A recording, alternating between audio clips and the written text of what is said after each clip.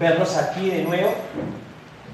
Saludo a todos los hermanos que están aquí presentes. Les doy gracias a Dios por ese esfuerzo que hacen, ¿verdad? Que estar aquí en esta tarde, la distancia que algunos tienen que caminar y bueno, y llegar hasta aquí, ¿verdad? Que es de mucha bendición que tengan ese amor por el Señor. Y también aquellos que hoy no nos acompañan, también les enviamos un saludo, que puedan también acercarse al Señor, que no dejen de congregarse. Y también aquellos que nos ven a través de la página, también les damos un saludo, que el Señor les bendiga grandemente. Quiero saludar a la familia que hoy nos acompaña. Bienvenidos. ¿Cómo es tu nombre? Mi nombre es Tania. Tania. ¿Y el tuyo? Nayeli. Listos, bienvenidos.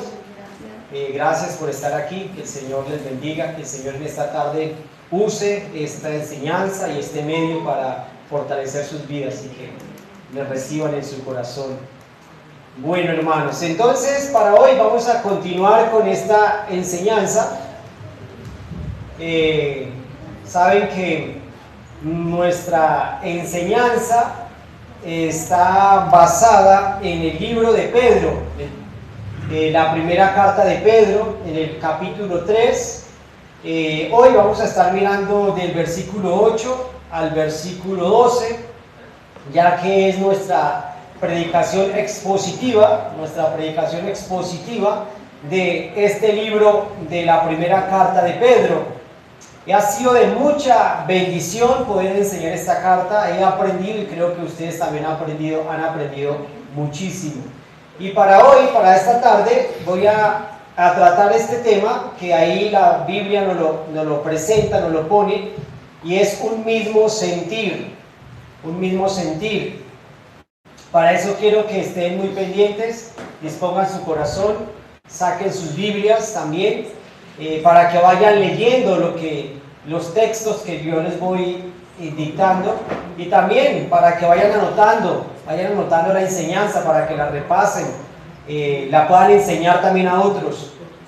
Y como les dije, tenemos Primera de Pedro, capítulo 3, versículo 8 al 12. Y de nuevo quiero repetirles para que tengan muy presente un mismo sentir. Recuerden la enseñanza de hoy, un mismo sentir. Los desacuerdos y los acuerdos, ¿sí? Hay acuerdos y hay desacuerdos. Quiero decir esto porque cuando hablamos de un mismo sentir es unidad, unión. Y lo diferente a unión, lo diferente a un acuerdo es el desacuerdo. Aquello que nos une y aquello que tal vez nos divide. Hay cosas que nos une y hay cosas que nos dividen. Y cuando existen desacuerdos, ¿sí? Cuando existen diferentes opiniones, diferentes pensamientos, diferentes ideas, pues por lo general no hay unidad, no hay una unidad cuando esto sucede. Divide la vida, divide la familia, divide el trabajo, divide un estudio, divide una religión, etc. La división, los desacuerdos traen división, fractura. Por eso, ¿qué es lo que trae las guerras? Las divisiones, los desacuerdos traen guerras, los acuerdos traen paz. Cuando yo personalmente tenía enemistad con Dios, cuando yo estaba enemistado con Dios, eso sucedía porque mis pensamientos eran diferentes a los pensamientos de Dios, mis ideas eran las ideas diferentes a las de Dios, la voluntad de Dios era una, mi voluntad era otra, dice Isaías. Mis caminos no son vuestros caminos, mis pensamientos no son vuestros pensamientos. Y eso nos dividía. Yo tenía un conflicto con Dios. Yo me creía estar en lo correcto, pero estaba equivocado. Hasta que el Señor tuvo que arreglar y reconciliarme. y cuando me puse de acuerdo con Dios, yo me alineé con Dios, no Dios alineándose conmigo, no Dios alineándose a su situación y a su pensamiento, sino que el hombre debe alinearse al pensamiento y a la idea de Dios. Yo tengo que sujetarme a la voluntad de Dios porque es la perfecta, es la que es santa. Y cuando esto sucede, pues ya estamos en un acuerdo con Dios, y eso es tan bonito, tan hermoso, cuando el hombre ha llegado a tener el mismo pensamiento de Dios, y es lo que Dios quiere, que usted y yo tengamos el mismo sentir de Él, el mismo deseo de Él, el mismo pensamiento de Él, que nosotros pensemos como Él piensa, que nosotros vivamos como Él quiere que vivamos. Y cuando llegamos a tener esta comunión y esta relación con Dios, pues realmente ahora entre Dios y yo estamos en común acuerdo. Ya yo no estoy por aquí y Dios por allí, sino que ahora yo camino de acuerdo a como Dios quiere que nosotros caminamos, como Dios quiere que Él camine nuestras vidas. Mira, este versículo, antes de que entremos al versículo que nosotros vamos a estudiar en esta tarde, me dice Efesios 2:13, algo que sucedía con nuestras vidas pasadas. Esto sucedía con nuestras vidas pasadas y también sucede ahora con nuestras vidas presentes. Pero ahora en Cristo Jesús, vosotros que en otro tiempo estabais, ¿dónde? Estábamos lejos, esto quiere decir separados, y no había unión, no estábamos en Cristo. Por eso la idea del cristiano es que ahora está en Cristo, estamos en Cristo. Antes no estábamos en Cristo, sino estábamos lejos de Cristo.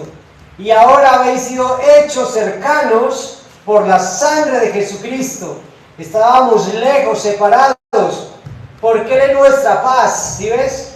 Estábamos, que de ambos pueblos hizo uno, derribando la pared intermedia de separación. Había un muro, dice la palabra, que nos separaba, que nos dividía. Estábamos en otro extremo, Dios estaba en otro extremo, y como creyentes, como iglesia, como pueblo de Dios, también estábamos dispersos. Éramos totalmente una locura. No había coherencia, no había unidad. Era completamente un caos. Era un caos completamente lo que existía. Dios en su trono, Dios en su gloria, nosotros por un lado, otros por otro lado. Lo dice Isaías, todos nos habíamos descarriados como ovejas sin pastor. Le dimos la espalda a Dios y todos nos fuimos, nos distorsionamos completamente.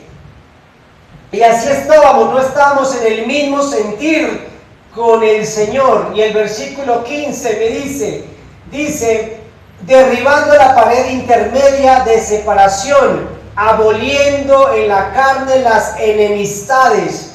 Por eso las enemistades, los pleitos, hacen que haya una separación. Usted tenía una idea muy incorrecta a lo que Dios pensaba y eso nos separaba, nos enemistábamos contra Dios, éramos enemigos de Dios, no había amistad con el Señor. Dice, aboliendo en su carne las enemistades de la ley, de los mandamientos expresados en sus ordenanzas, para crear en sí mismo de los dos un solo y un nuevo hombre, haciendo la paz. Vino y nos reconcilió, nos hizo uno, una unidad, un sentir, un pueblo, una iglesia. Eso es algo muy maravilloso. Y mediante la cruz, el versículo 16, reconciliar con Dios. Esto es maravilloso. Estábamos lejos, recuerden, estábamos separados, estábamos enemistados con Dios. Y vino Cristo y por medio de su cruz, de su sangre, mediante su cruz vino y nos reconcilió, nos hizo las paces con Dios, a ambos en un solo cuerpo, matando en ella las enemistades. y vino y anunció las buenas nuevas del Evangelio de paz a vosotros o a nosotros que estábamos lejos y a los que estaban cerca, porque por medio de él los unos y los otros ahora tenemos entrada por un mismo espíritu al Padre. Así que ya no somos extranjeros, ya no somos advenedizos, sino ahora somos conciudadanos de los santos y ahora nosotros somos miembros de una sola familia de Dios. Eso es un mismo sentir. Mire todo lo que el Señor hizo tan maravilloso. Vino y hizo esa obra. Y por eso hoy usted, si eres cristiano, tiene el mismo espíritu que yo tengo. El mismo deseo que tú tienes, yo lo tengo. La misma intención que usted tiene, yo la tengo. Y es la misma intención que tiene Dios. Es algo que Dios hizo, vino y lo reunió las cosas en uno. Eso es un sentir. Y para eso, entonces hoy tenemos esta enseñanza. Y vamos a leer el texto que tenemos para hoy. Y es este texto, aquí en...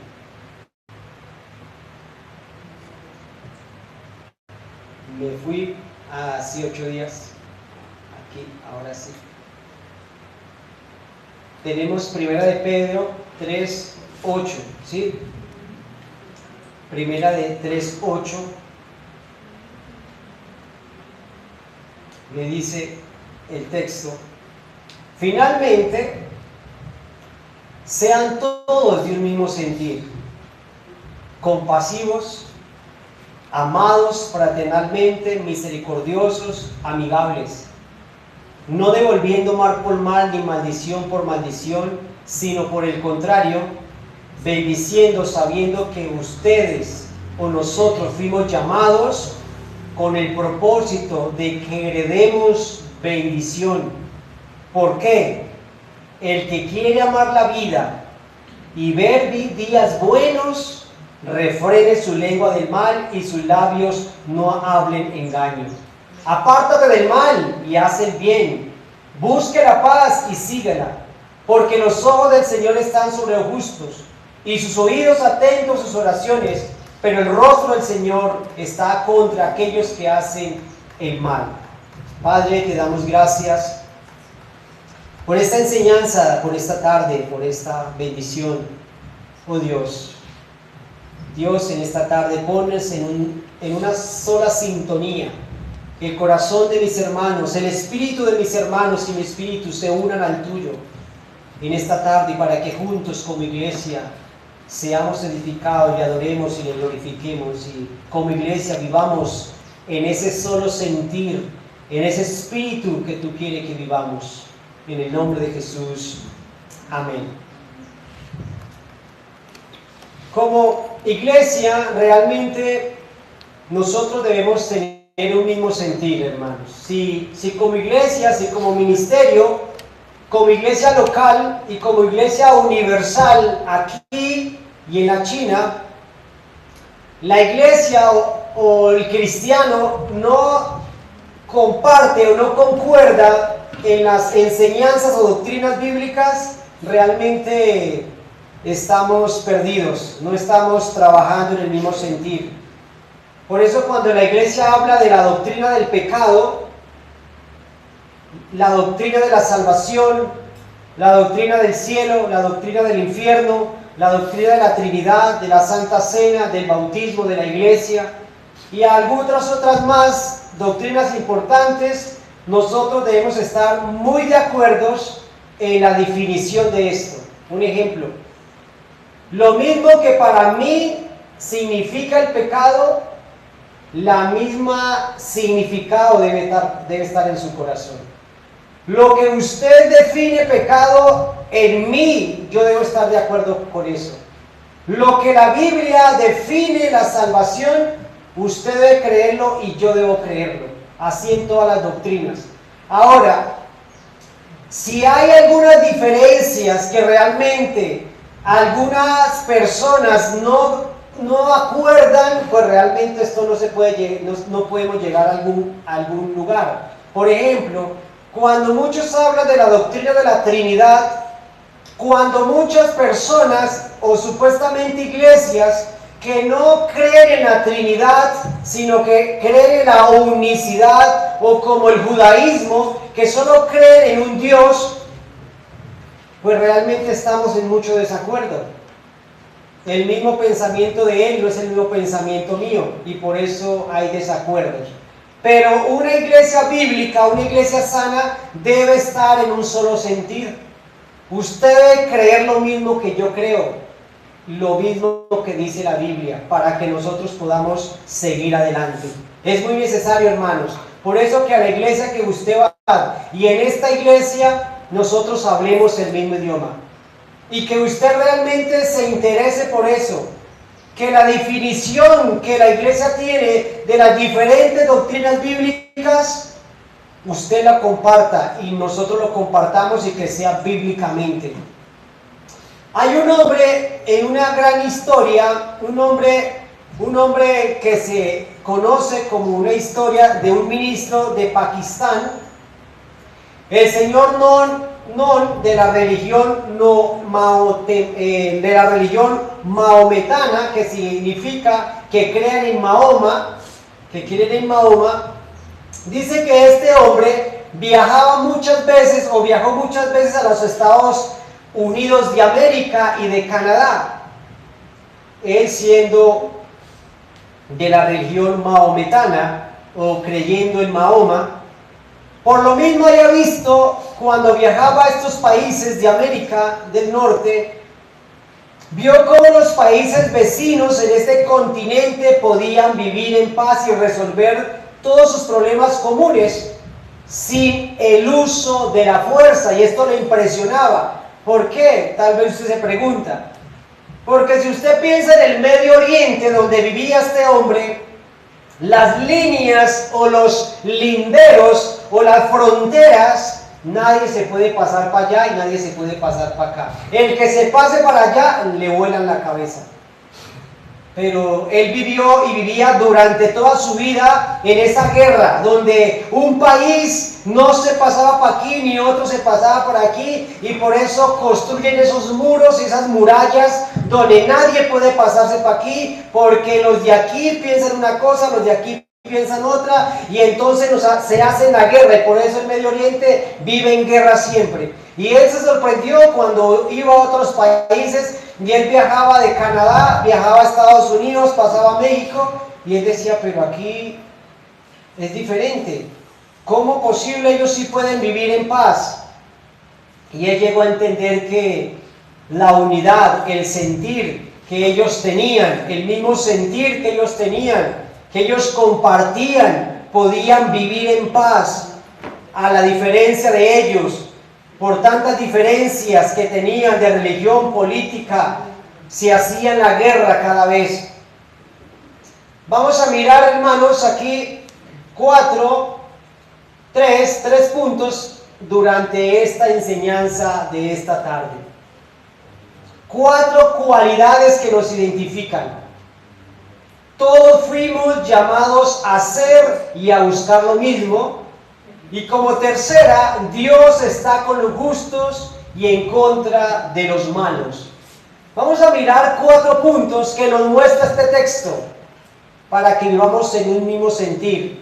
Vamos a mirar que cada punto nos va a mostrar cómo es necesario y cómo es que realmente una iglesia o el creyente viven en un mismo sentir. Y el primer punto que miramos aquí es este. 4 cualidades que nos identifican. Y dice ahí el apóstol Pedro, a través de la Biblia, nos dice: finalmente, sed todos de un mismo sentir. ¿Y cuáles son las 4 cualidades? Compasivos, amados fraternalmente, misericordiosos y amigables. 4 cualidades que deben estar sí o sí en cada creyente, que debe identificarnos que debe estar y en lo cual nosotros debemos concordar y estar en ese mismo sentir. Por eso Pedro dice, finalmente o en conclusión, está diciendo, todo creyente en general debe estar de acuerdo, debe estar en este pensamiento, debe coordinar en esto. La iglesia, hermanos, así sea aquí o sea a miles de kilómetros, hermanos en otros países con idiomas, con culturas diferentes, como iglesia aquí y en cualquier región de este mundo, todos compartimos un mismo pensamiento o un mismo sentir. Eso es sorprendente. Yo, por ejemplo, tengo 2 hijos y a pesar de eso, de 2 hijos nada más, es muy difícil que se pongan de acuerdo, que tengan el mismo pensamiento. Tienen diferente carácter. Unos les gusta una cosa, el otro les gusta la otra. Pero es sorprendente la obra de Dios. Cómo Dios, a pesar de que seamos millones de cristianos, millones de evangélicos alrededor del mundo, todos concordemos en una misma cosa. Eso es algo sobrenatural, que no lo puede hacer el hombre, no lo podemos llegar nosotros a comprender, pero Dios nos ha unido. Dios ha unido millones y millones de personas para que tengan un mismo pensamiento, un mismo sentir. Dios ha cambiado la manera de pensar. Dios ha cambiado la manera de vivir de miles de personas, de millones de personas, y los ha puesto a vivir y a pensar de una sola manera. O sea, mi mente se ha unido con la mente de Cristo y con la mente de millones de cristianos hermanos alrededor del mundo. Eso es algo sorprendente, que yo le doy gracias a Dios.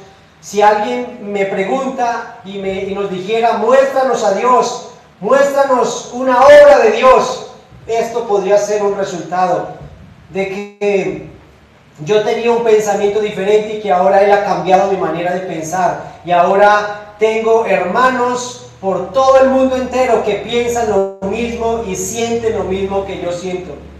Y la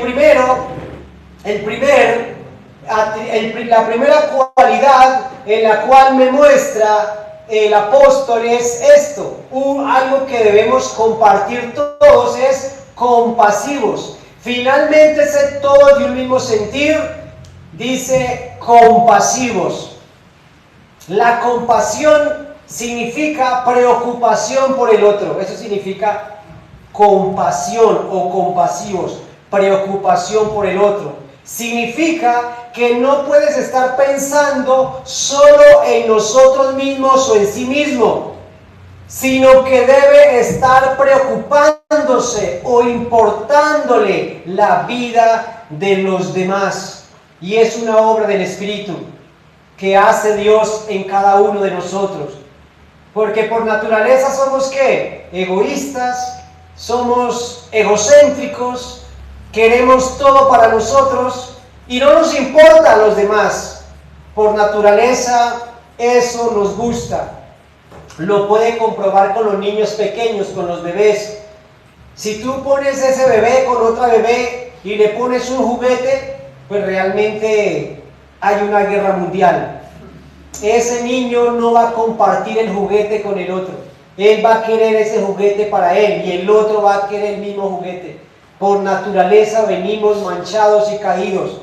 Por eso es necesario que Cristo haya hecho eso en nosotros, de que ahora tengamos compasión.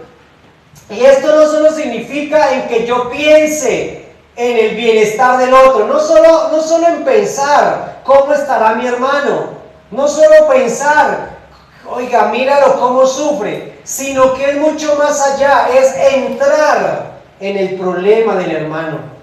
Entrar en la situación de él, eso es compasión. Judas, el libro de Judas, el versículo 22 nos dice esto.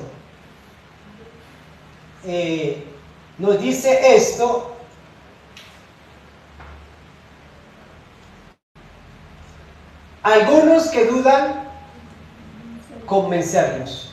A otros sálvelos, arrebatándolos del fuego, y de otros tener misericordia con temor, arrebatándolos a una ropa contaminada de la carne. Esto es compasión. Esto es compasión.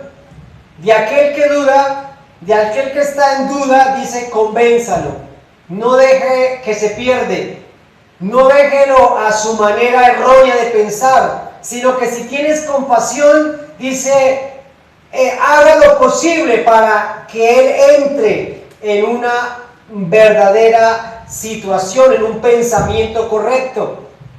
Si somos hijos de Dios y tenemos el deseo de Él o la misma deseo de Él, o usted tiene la mente de Cristo o tiene el carácter de Cristo, pues realmente esto debe estar viviendo su vida así como lo muestra Jesucristo. En Marcos 6, 34, dice Marcos 6, 34, mostrando la compasión de Jesucristo.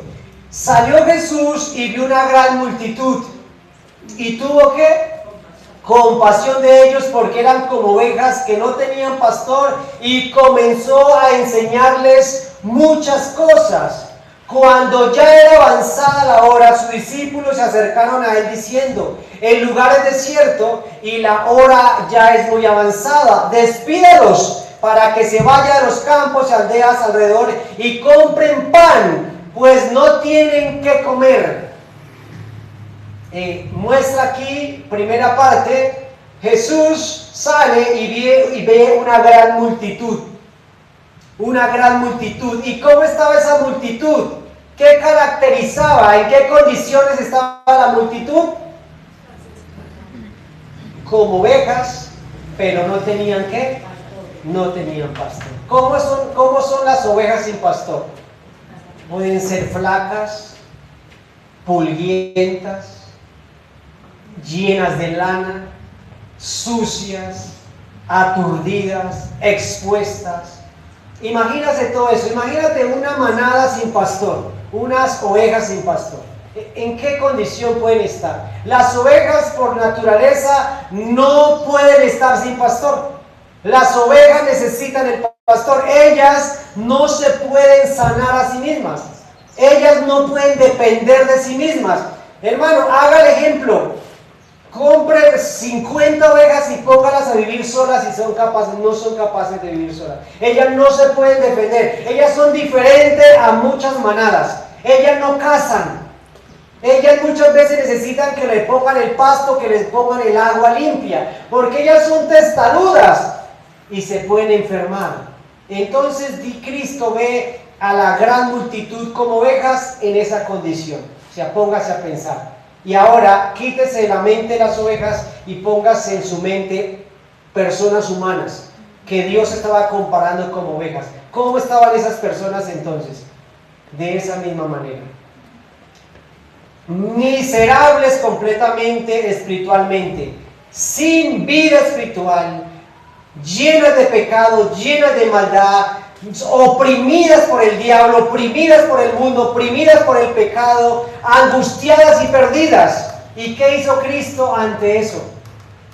Me parece algo muy maravilloso. ¿Qué hace Cristo ante eso? Tuvo compasión con ellas y que dice, y comenzó a enseñarles muchas cosas. Empezó a predicarles. No dijo simplemente, esta multitud está como ovejas sin pastor, van rumbo hacia el infierno, se están muriendo. Yo creo que los que están aquí como creyentes, creo que tienen los mismos ojos de Cristo, ¿sí o no? Y la misma mente de Cristo. Y si eso es así, entonces cuando usted ve a una persona por ahí, hermana, mamá, papá, amigo, en la calle, en su casa, sin Cristo, yo creo que usted ve a esa persona como Cristo la vio. Si usted tiene los ojos de Cristo. Si no tiene los ojos de Cristo, usted simplemente la ve como ¿qué? Como cualquier otra persona. Pero si usted ve con los ojos de Cristo, usted mira más adentro y dice, esta persona está perdida. Esta persona, si se muere hoy, se va al infierno. Esta persona, en la condición que está bajo la opresión del diablo, de Satanás. Literal, usted la ve en esa condición. Usted simplemente no la mira por encima y dice, qué bonita está, qué profesión está, cuán rica es. No, usted mira ya con los ojos de Cristo, porque Cristo está en ti, usted tiene el mismo sentir de Cristo.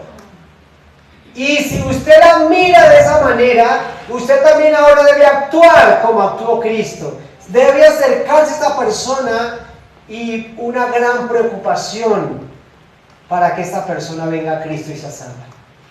Creo que muchas veces luchamos con esto.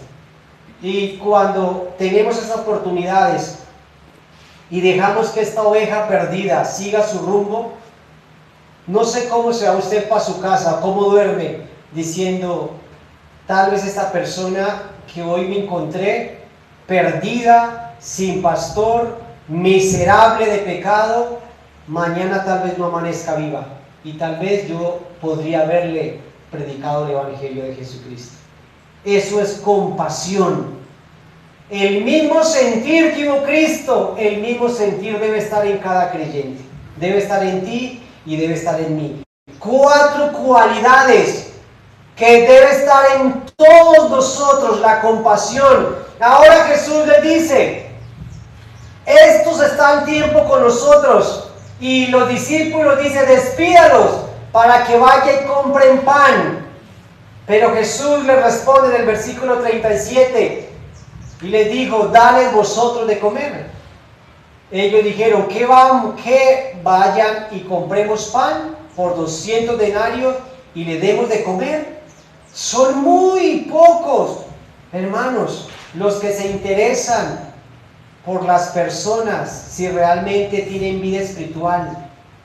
Son muy pocos los que lloran y trabajan por la preocupación espiritual de otros.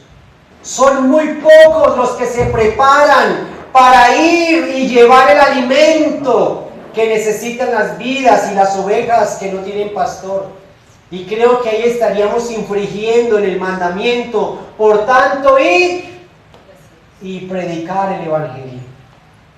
Si nosotros tenemos el mismo sentir o el mismo pensamiento de Cristo, deberíamos estar interesados en, por tanto, ir y predicar el Evangelio a toda criatura y enseñándole lo que yo os he enseñado. Hermanos, en Mateo 9:36, Jesús hace la misma referencia, dice, recorría Jesús todas las ciudades y aldeas. Mira, eso es compasión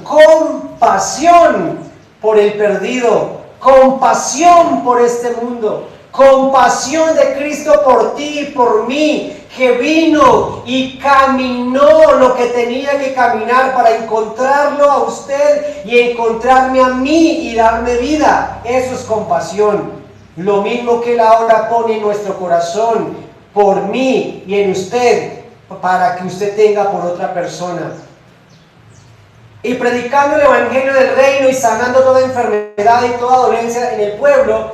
Y al ver las multitudes tuvo compasión de ellas, porque estaban desamparadas, desprotegidas, dispersas, como ovejas que no tenían pastor. Entonces dijo a sus discípulos, ¿qué les dijo? A la verdad la mies es mucha y los obreros son pocos. Muchos perdiéndose, muchos con necesidad, muchos perdidos, muchos hambrientos, muchos necesitados, pero obreros no hay. No hay quien haga esto, no tienen compasión. No hay compasión, decía Cristo. ¿Qué deben hacer? Rueguen, clamen al Señor para que el Señor el Señor de las mies envíe obreros. ¿A quiénes? A esas mies que se están perdiendo. ¿Cómo podríamos nosotros tener compasión entonces? Por la mies que es mucha. Rogando, ¿verdad? Pero ¿qué más medios podemos usar si yo tengo compasión?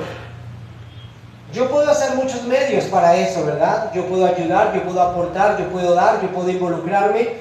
O sea, son muchas cosas las que yo puedo hacer. Si tengo compasión, ¿por qué? Compasión como la tuvo Cristo. Y mira, entonces si nosotros miramos la primera cualidad que dice Pedro, finalmente sé todo de un mismo sentir. Y primero dice, compasivos. Le está diciendo a la iglesia, ustedes tienen que ser compasivos. Ahora, pregúntese,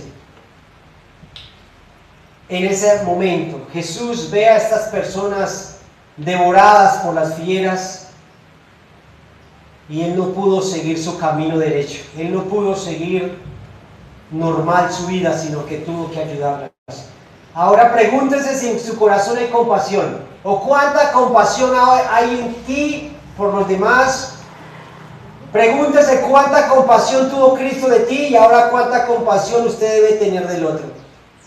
Y cómo está realmente poniendo esa compasión en práctica. Y la segunda que Pedro nos muestra es, amados fraternalmente. Sed mismos, sed todos de un mismo sentir, compasivos y de amor fraternal. ¿Qué significa? Que debemos tener amor fraternal, que debemos ser compasivos y que debemos tener amor fraternal. Significa el amor entre hermanos.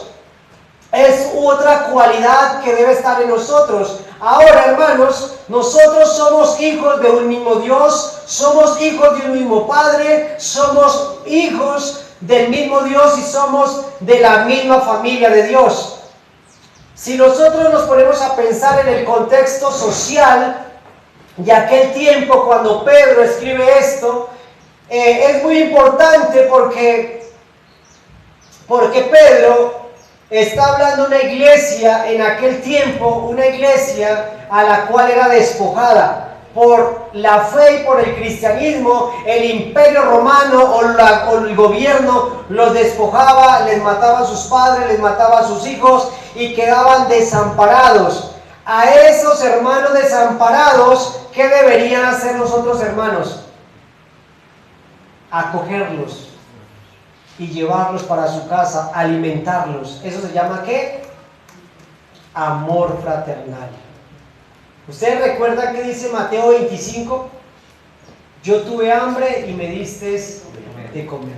Yo tuve sed, yo fui forastero, me recogiste. Estuve preso, me visitaste. Dice, ¿y cuándo lo hicimos como ¿cuándo lo hicimos? Dice los de la derecha. Jesús dijo, cuando lo hiciste con mis hermanos más pequeños, así lo hiciste ¿con quién? Conmigo. En aquel tiempo, cuando se llevaban a los hermanos para la cárcel por causa de la fe, muy pocos estaban dispuestos a ir a visitarlos. Muy pocos estaban dispuestos a ir a ofrecerles una ayuda porque sabía que esto los metía en problemas. Pero cuando yo tengo amor por el hermano, a mí no me importa eso. Yo digo, pues no importa que yo peligre mi vida, pero es mi hermano, necesita ayuda. Y yo tengo amor fraternal por mi hermano. No lo puedo dejar morir, no lo puedo dejar al desamparo. Esto debo hacerlo con mi hermano en Cristo. Dice Efesios 2:18, porque por medio de él, los unos y los otros tenemos entrada por un mismo espíritu al Padre. Así que nosotros ya no somos ¿qué? Extranjeros. No sé si usted puede notar esa palabra o lo que significa eso, o advenedizos. O sea, lo que Pablo está diciendo es que ahora nosotros ya no somos extranjeros. Un ejemplo, mi hermano Elías ya no es un extranjero para mí.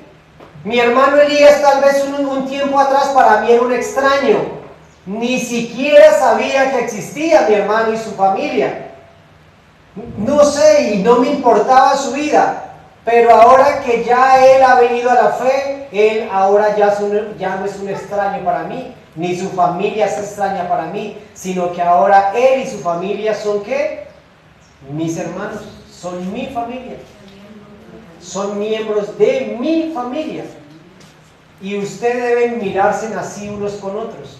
esa persona que está ahí ya no es una extraña o extranjera para ti, ya no es de otro país, ya no es de otro lugar, sino que esa persona que está al lado tuyo, tu hermano, tiene la misma ciudadanía que usted. Ahora ella es del cielo, usted también es del cielo. Dios es el padre de ella, él también es el padre de ella. Él es tu hermano, él es tu hermano. Y si somos así, entonces debemos amarnos ¿con qué? Con amor fraternal.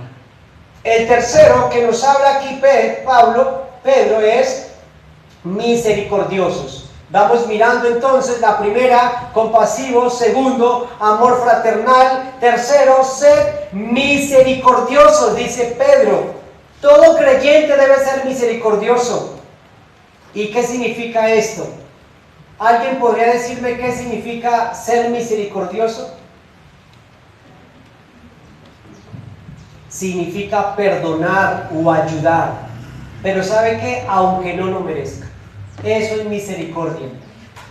Ayudar, perdonar, aunque usted no se lo merezca, aunque usted no se lo gane, aunque usted no lo logre, eso es misericordia. Porque si yo ayudo al que merece ser ayudado, ¿eso qué es? Eso no es misericordia. Si yo le ayudo a ti, o si yo le presto a ti, pero usted me devuelve el favor, eso ya no es misericordia, sino que yo ya estoy siendo beneficiado. Misericordia es ayudar o darle algo a alguien sin esperar nada ayuda, sin esperar nada a cambio, o dárselo a alguien que falló, a alguien que realmente no se lo merece. Eso es misericordia. Eso es misericordia con los demás. Es lo mismo que el Señor Jesucristo hizo con nosotros. Usted no merecía nada.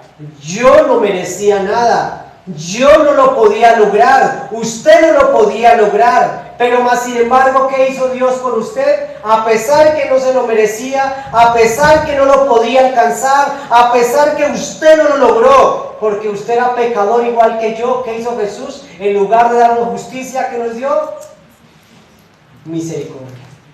Misericordia, a pesar que no lo merecíamos. Y es lo que nos dice el libro de Lamentaciones. Me dice: esto recapacitaré en mi corazón, por lo tanto esperaré. Por la misericordia de Jehová no hemos sido consumidos. ¿Qué dice Jeremías?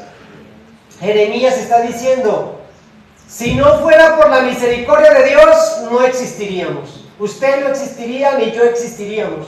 Si no fuera por la misericordia de Dios, hoy no nos levantaríamos, hoy no podríamos vestirnos, hoy no podría alimentarnos, hoy no tendríamos salvación, si no fuera por la misericordia. Porque no es por lo que usted haga, por lo que usted conquiste, por sus obras, no, es por lo que Dios hizo a través de Cristo. Porque nunca decayeron sus misericordias, nuevas son cada mañana, grande es tu fidelidad. Eso es misericordia. Y así como Dios tuvo misericordia de ti, nosotros también debemos estar llenos de la misma misericordia. Así como Dios tuvo compasión de ti, así nosotros debemos estar llenos de la misma compasión. Así como Dios nos amó a nosotros con un amor eterno, nosotros debemos estar llenos de un amor por los demás. Y por último, Pedro pone aquí la última, y es amigables.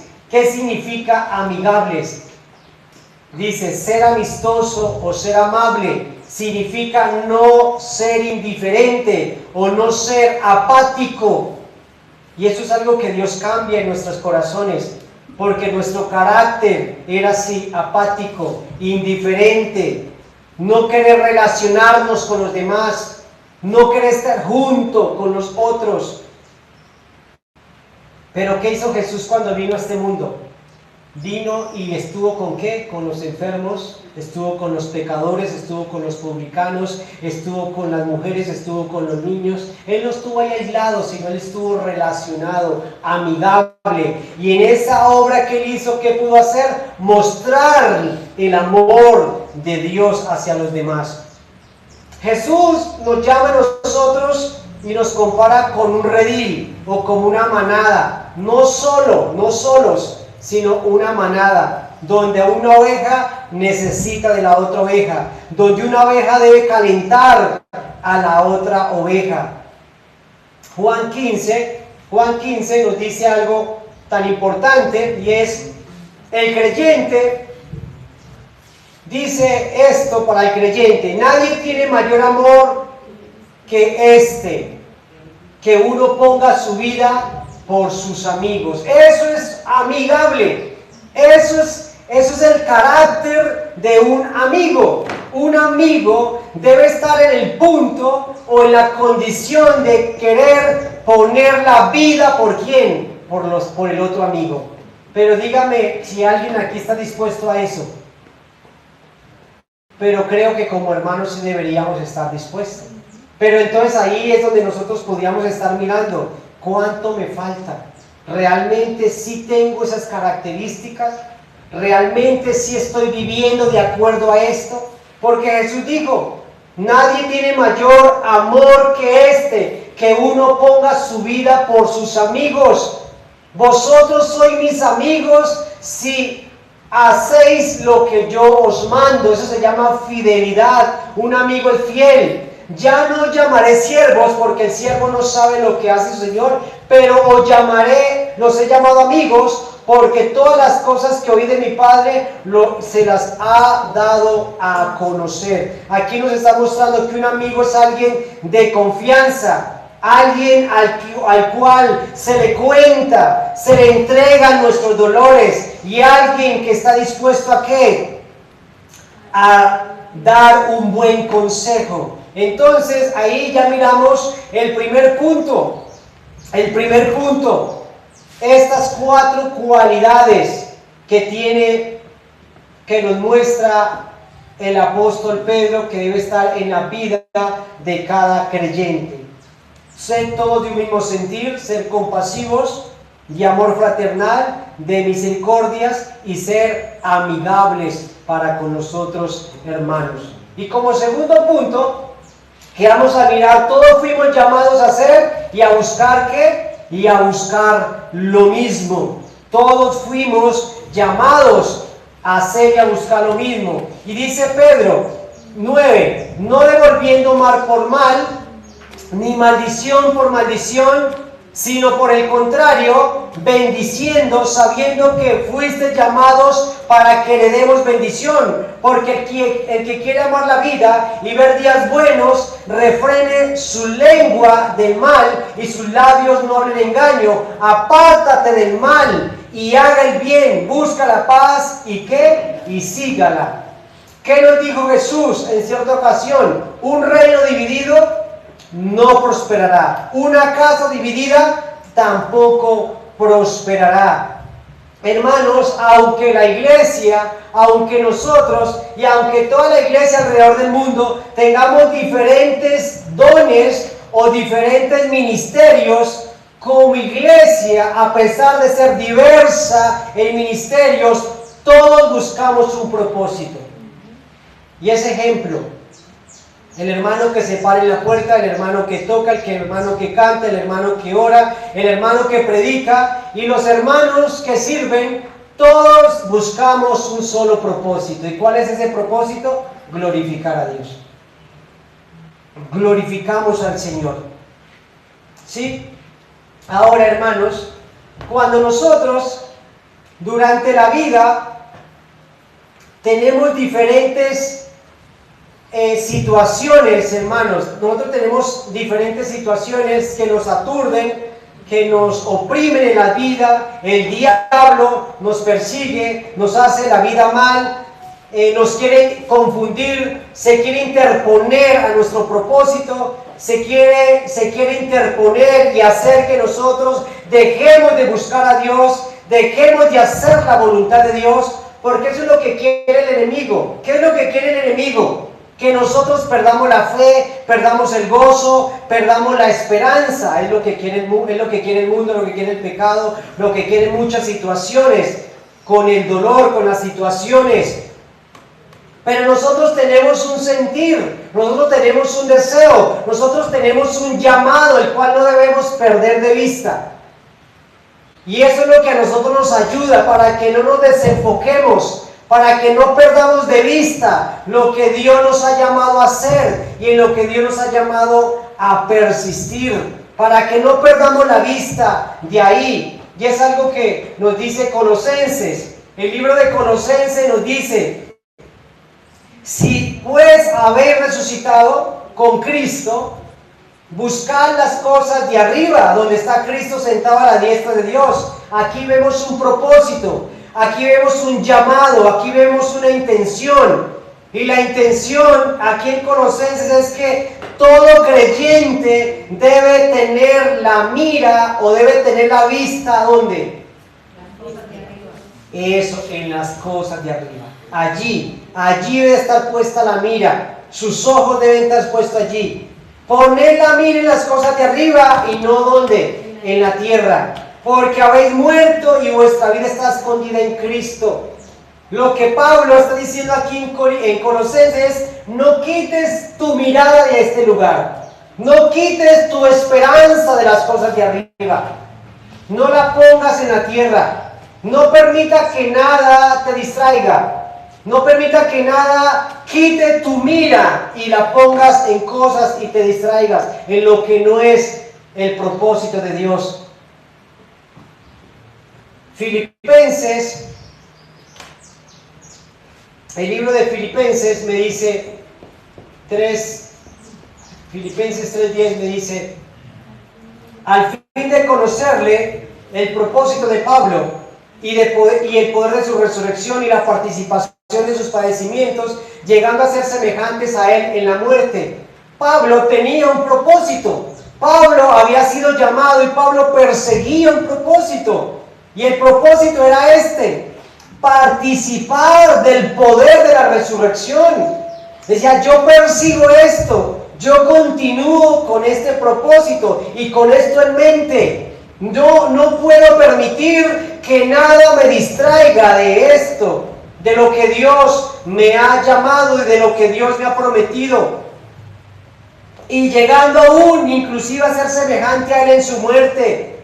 Si de alguna manera llegase a la resurrección entre los muertos, no que lo haya alcanzado ya, ni que yo sea perfecto, sino que yo prosigo a la meta. ¿Sí ve?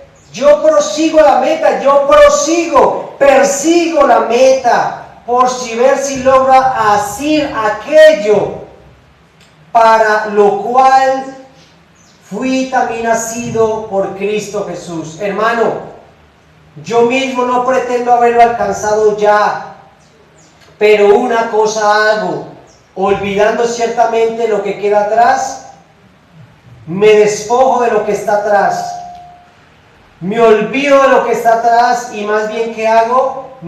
Extendiéndome a lo que está delante. Prosigo la meta, al premio del supremo llamamiento de Dios en Cristo Jesús. Hermanos, creo que aquí es algo muy importante en lo que el creyente debe estar pensando y debe estar meditando, para que no pierda el propósito, no pierda el llamamiento con lo que Dios te ha llamado, ese mismo sentir. Por eso el sentir que Cristo pone en cada uno de nosotros es como una ancla, algo que nos sirve, nos sostiene, para que no te distraigas, para que no pierdas el propósito, para que no dejes de caminar hacia la meta, hacia el cielo, para que el dolor no te distraiga, la enfermedad no te distraiga, la pobreza no te distraiga, la riqueza no te distraiga. Si usted tiene un pensamiento correcto y usted tiene un sentir correcto, como lo tenía Pablo, en el supremo llamamiento, y dejaba todo atrás y perseguía lo que Dios le prometió, él no se distraía y no se desviaba del llamamiento. Ahora, ¿qué es lo que el diablo quiere? Que usted deje de obrar bien, que usted deje de pensar bien, que usted deje de perseguir lo bueno y lo correcto. ¿Qué es lo que el diablo hace? Te pone tentaciones, te pone dificultades, te pone amarguras, te pone tantas cosas para que usted ahora, en lugar de bendecir, en lugar de orar, más bien que haga, maldigas, reniegues. Por eso Pedro nos dice, no devolviendo mal por mal, ni maldición por maldición, sino por el contrario, ¿qué debes hacer? Bendiga, ¿cierto? Más bien bendiga, más bien glorifique a Dios, porque a esto fuiste llamado. Y es ahí donde a muchos se les acaba la gasolina, a muchos se les acaba como esa energía.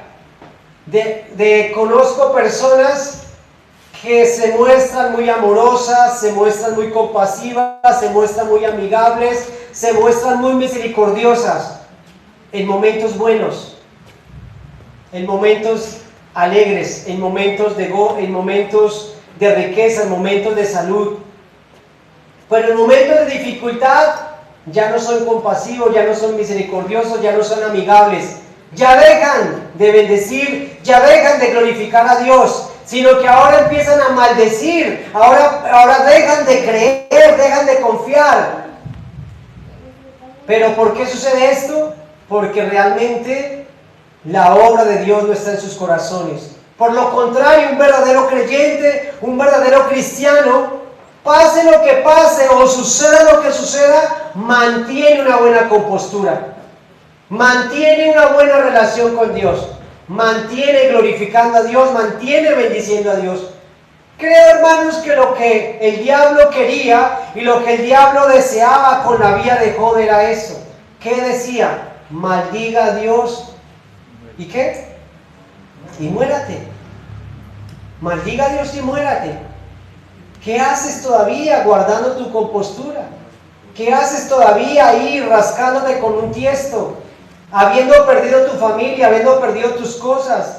Estás enfermo y todavía mantienes tu compostura. Pero él todavía la mantenía. ¿Y por qué él todavía seguía obrando de una manera correcta? ¿Por qué él no maldecía? ¿Por qué él no se comportó de una manera mala? Porque era una obra que Dios había hecho en el corazón. Dios había puesto un sentir en él. Había una esperanza. Había algo que él perseguía. Que inclusive dijo, aún si él me quitara la vida, yo sé que mi Redentor vive. No perdió su esperanza, no perdió su norte. Siempre mantuvo su vida y su confianza en el Señor Jesucristo. Esto es lo que nos dice el apóstol Pedro: no devuelvan mal por mal ni maldición por maldición, sino por el contrario, bendiciendo, sabiendo que vosotros, y esto es conociendo, teniendo claro, teniendo presente, que esto te ayude, que esto me ayude en los momentos difíciles, en los momentos de angustia. Que tú te armes de ese sentir y ese deseo, sabiendo que yo fui llamado para heredar ¿qué? Para heredar bendición. Yo no fui llamado para heredar maldición. Yo no fui llamado por Dios para morirme. Yo no fui llamado de Dios para condenarme. Yo no fui llamado por Dios para ser destruido por el pecado.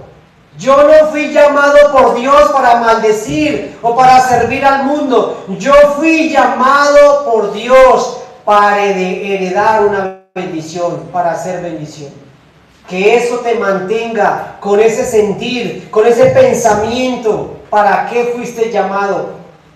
Creo que el apóstol Pablo lo dijo muy claro. No lo digo porque tenga escasez, pues he aprendido a contentarme. ¿Sí ves? Mira lo que Pablo llegó a experimentar y lo que Pablo vivía. Él decía, Pues yo he aprendido a contentarme, cualquiera que sea mi situación. Cualquiera, y cualquiera es cualquiera. Dice Pablo, así tenga plata, así no tenga, tenga mucha o tenga escasez. En cualquier situación yo he aprendido a vivir ¿qué? A vivir contento. O sea, mi alegría, mi risa, mi misericordia, mi compasión, mi gozo no depende de si el bolsillo está lleno. No depende si mi salud está perfectamente. No depende de eso. Mi vida y mi contentamiento depende de Jesucristo. Sé vivir humildemente y sé tener una abundancia. En todo y por todo estoy enseñado, ¿sí ve? A vivir en cualquier situación. Hermanos, eso es algo que hace Dios. Eso es algo que usted no lo puede conseguir. Es algo que Dios le concede a sus hijos. Es algo que Dios le concede a los cristianos. Poder contentarse cualquier cosa que le suceda. Dice, así para estar saciado como para tener hambre. Así para tener abundancia como para padecer necesidad.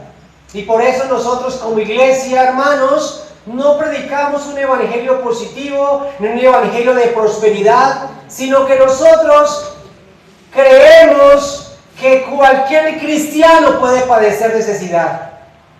Dios te llamó para bendición, claro que sí, bendición espiritual. Pero tú puedes un momento pasar por hambre, pasar por abundancia, pasar por escasez. Y no quiere decir que estés en pecado. Lo que Dios te llama en ese momento y Dios te concede en ese momento es que en medio de cualquier necesidad tú puedes vivir, como dice Pablo, todo lo puedo en Cristo que me fortalece, en Cristo que me da fuerzas, en Cristo que me sostiene, en Cristo que me da vida. Y ahora, aquí nos dice el apóstol Pedro, regresando al segundo punto, para ir ya un poco más rápido, porque el que quiere ver ¿qué? Porque el que quiere amar la vida y ver días buenos, ¿qué dice? Refrene su lengua del mal y sus labios no hablen engaño. Apártate del mal y haga el bien, siga la paz y ¿qué? Y búsquela. De este mismo sentir debemos estar nosotros nutridos y llamados. Hermanos, recuerden eso. ¿Qué dice el apóstol Pedro? El que quiere ver vidas buenas, presentes y futuras, tener vidas y días buenos, diga, pues refrene su lengua. Porque es la ley. Siembras lo malo, cosechas lo malo. Siembra lo bueno, cosechas lo bueno. Maldices, pues eso vas a recibir. Bendices y eso vas a recibir. Pero ¿qué es lo que nos dice el apóstol Pedro también? Apártate del mal. Deja de decir cosas vanas. Deja de pronunciar cosas vanas. Pon refreno a su lengua y cierra tus labios a las cosas insensatas y malas. Y en lugar de ocuparse en eso que dice, ocúpate en buscar la paz y ocúpate en buscar lo bueno. Y como pregunta aquí sería, ¿qué significa buscar lo bueno? ¿Y qué significa buscar la paz y seguirla? No sé si alguien tiene esa respuesta. ¿Por qué Pedro está diciendo, mira, deje de hablar engaño, deja de hacer el mal, apártate y más bien haga el bien y busca la paz y sígala? ¿Qué será eso? ¿Qué será ocúpate del bien o hagas el bien? Y quiero aclarar esto porque nosotros estamos aquí recibiendo una enseñanza cristiana y estamos leyendo la Biblia, consejos bíblicos.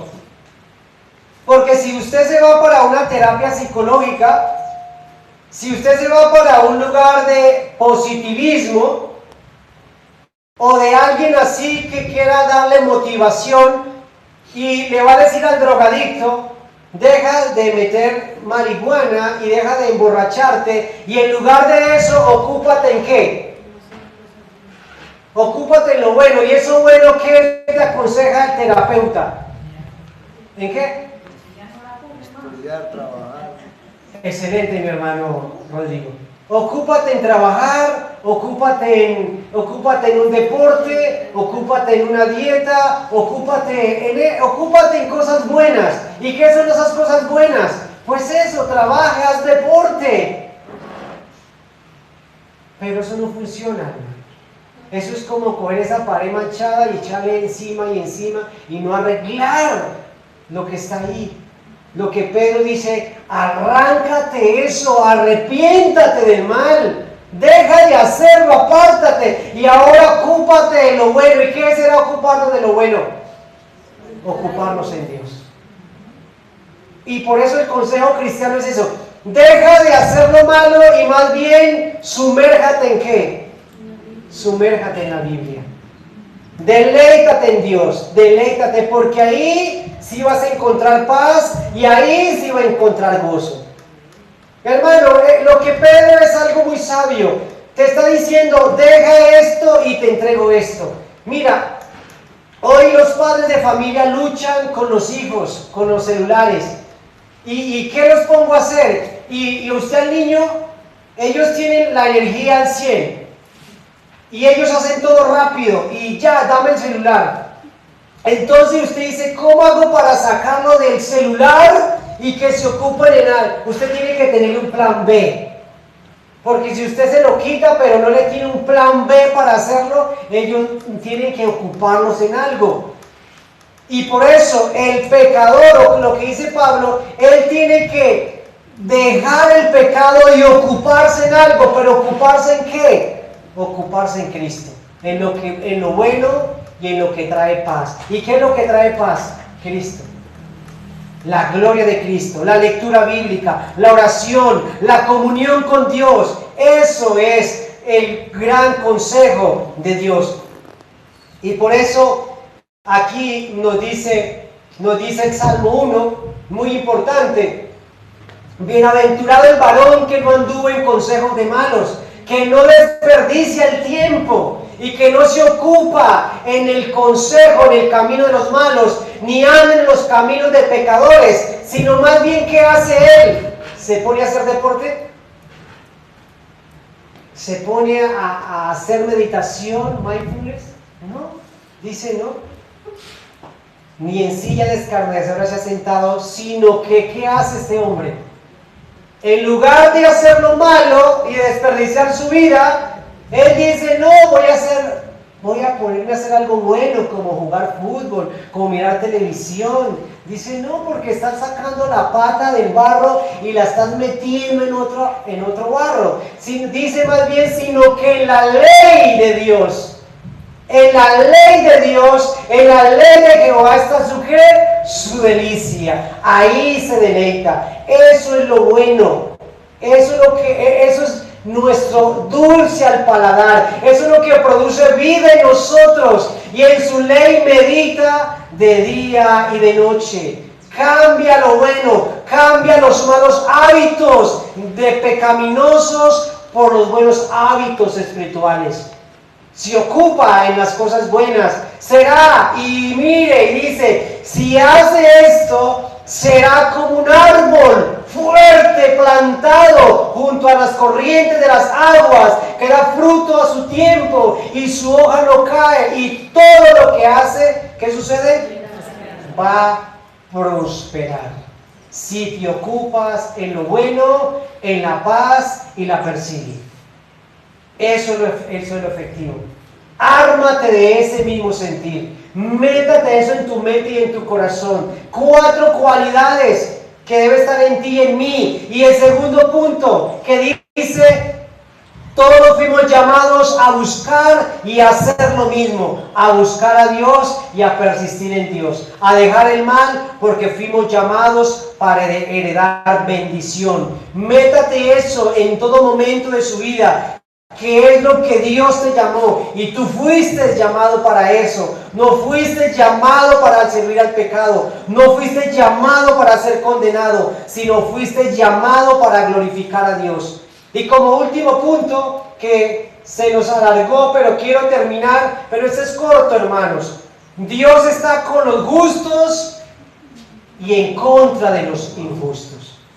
Hermanos, en este pensamiento muchos no concordamos, muchos no estamos de acuerdo, porque allá afuera usted va a encontrar hombres y mujeres que dicen que Dios tolera todo, hermanos, que Dios está complacido con todo, que Dios mira allá afuera a don Pedro y siendo infiel a su mujer y que Dios lo ama. Que Dios lo ve allá afuera robando y mintiendo y dice, Dios te ama, Dios está muy alegre contigo. ¿De dónde sacan eso? Eso no es el mismo pensamiento cristiano. Dios está grandemente enojado y airado ¿con qué? Con el pecador. Dios no ama al pecador, Dios aborrece al pecador, Dios aborrece al pecado, Dios detesta el pecado. Dios mira al pecador así de lejos y al justo lo mira de cerca. ¿Qué dice Santiago? Dios aborrece a los altivos y da mayor gracia que a los humildes. Ármate de ese mismo pensamiento. Y es lo que nos dice ahí. Lo que nos dice ahí el texto. Lo que nos dice. Porque los ojos del Señor están sobre ¿quiénes? Sobre los justos. Qué maravilloso eso. Los ojos de Dios están pendientes, están ahí, atentos a las personas justas. ¿Para qué? Para castigarlos, no, para ayudarlos, para ver sus obras, para ver sus sufrimientos, para ver sus quejas, para ver sus obras. Ahí los ojos de Dios están pendientes de ellos. ¿Y sabe qué más? Y los oídos atentos a ¿qué? A sus oraciones, esperando que usted clame, esperando que usted suplique. Mira, Dios está en su trono, Dios está en su gloria, con sus ojos puestos sobre ustedes los justos, mirándote y contemplándote a todo momento, y con su oído ahí inclinado, esperando que usted clame, esperando que usted ore para responderle prontamente. Qué maravilloso es. Eso debe llenarse usted de ese mismo pensamiento, que Dios está presto a escucharle. Pero algo que nos dice la segunda parte, y es muy dura, pero el rostro del Señor está contra aquellos que hacen el ¿qué? Que hacen el mal. Y lo que quiere decir aquí es que Dios está en contra, Dios pelea en contra de los malos, Dios pelea en contra de los injustos, mas Dios pelea con los buenos, Dios defiende la causa de los buenos, Dios pelea por los buenos, pero Dios pelea contra los malos. ¿Qué tal si nosotros pensáramos esto seriamente? Y creo que aquí es algo que nosotros o una persona debería poner muy atento a esto, que pensara muy seriamente en esto, que pensara en esta parte muy seriamente, para que busque a Dios de todo corazón, para que digan, o sea, si hay alguna importancia, si hay algún propósito en buscar a Dios, hay alguna esperanza en hacer lo bueno. ¿Realmente vale la pena hacer el bien? ¿Vale la pena buscar a Dios? ¿Vale la pena hacer lo justo, hacer lo recto? ¿Vale la pena sufrir por Dios, buscar la santidad, buscar la justicia? Claro que sí, porque el Dios nos está diciendo que Dios está atento a esas personas y Dios escucha a estas personas que hacen y viven de esta manera. Pero aquellos que viven contrario a todo esto, dice, yo estoy en contra de esas personas. Creo que esto debería ser muy lamentable. Dijo Jeremías, el Señor me dijo, no ruegue por el bienestar de este pueblo. ¿Qué tal? ¿Alguna vez había leído eso? que Dios dijo eso, le dijo a Jeremías: Jeremías, no ore por ellos, no ore para que ellos les vaya bien, no ore para que ellos estén bien. Yo no los voy a escuchar, son malos, son perversos, no hacen lo correcto, son malos y no los voy a escuchar. Así ellos estén en la condición que estén, así estén enfermos, así estén en dolencia, así estén en la situación que estén, por más que clamen, no les voy a escuchar, porque son pecadores y no me obedecen y no quieren nada conmigo. Cuando ayunen, no escucharé su clamor. Así ayunen. Oye, qué lamentable esto, hermanos. Mire, qué lamentable esto. Así el pecador ayune, pero ayune con un corazón malo. Dice: yo no voy a escuchar sus ayunos. Así ayune los días y los años que quiera, pero no lo voy a escuchar. No escucharé su clamor. Cuando ofrezca el holocausto y ofrenda de cereal, no la aceptaré, sino que con espada, con hambre y con pestilencia yo los voy a destruir. ¿Sabe qué dijo Jesús también? Jesús dijo: me iré y me esconderé de vosotros, y no me van a encontrar, y en sus pecados moriréis. Eso es muy lamentable, ¿verdad? Muy lamentable para que un pecador recapacite, para que un pecador realmente considere realmente su vivir, considere realmente su camino y realmente se vuelva a Dios de todo corazón. Pero la buena noticia es para aquellos que el Señor les ha puesto un mismo sentir. El Señor dice que Él está complacido con las vidas de aquellos que le buscan. El Señor está complacido con aquellos que le aman. El Señor está complacido con aquellos que le adoran, con aquellos que buscan el bien. Está atento para escucharnos, atento mirándonos. Y por último, quiero leerles este versículo muy importante, que para que nosotros entendamos que lo que Dios nos quiso decir, lo que Dios nos ha llegado al final a entender, es que Él está en unidad con los buenos. Él está con su pueblo, Él está con los que hacen el bien, Él está con la luz, Él está con los justos, Él está con la iglesia, Él está con los que practican la verdad, Él está con los que practican la justicia, está con los que aman, está con los que son misericordiosos, con los que son compasivos. Porque dice: no os unáis en yugo desigual con los incrédulos, porque qué compañerismo tiene la injusticia con la injusticia, y qué comunión la luz con las tinieblas, y qué concordia Cristo con Belial, o qué parte el creyente con el incrédulo. Dios dice: yo no puedo habitar con las tinieblas, yo no puedo habitar con el pecado, yo no puedo habitar en un corazón que no se ha redimido. Yo no puedo habitar en una persona pecadora, no puedo estar ahí. Yo estoy con aquellos que realmente me reconocen, en aquellos que realmente me aman y me buscan de todo corazón. Amén. Pongámonos de pie, hermanos, y vamos a orar.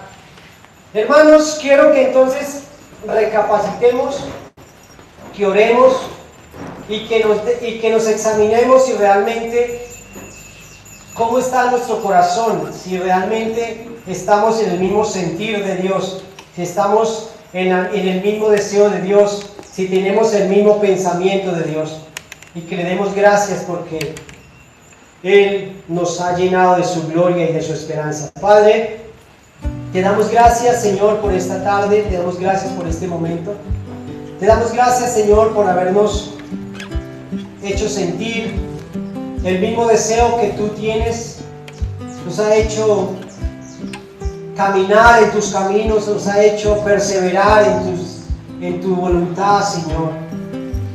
Señor, hoy te pedimos que nos ayudes, Señor, a seguir siendo como tú quieres que seamos, Señor. Gracias, Dios, porque los ojos tuyos están sobre lo justo, Dios. Los ojos tuyos, Señor, están sobre su pueblo, Dios. Los oídos tuyos están inclinados, Señor, para escucharnos, Dios. Por eso oramos a ti, Dios, sabiendo que nos escuchas, Dios. Padre, gracias por esta tarde, gracias por este momento, gracias por este lugar, Dios. Gracias por esta enseñanza, Dios.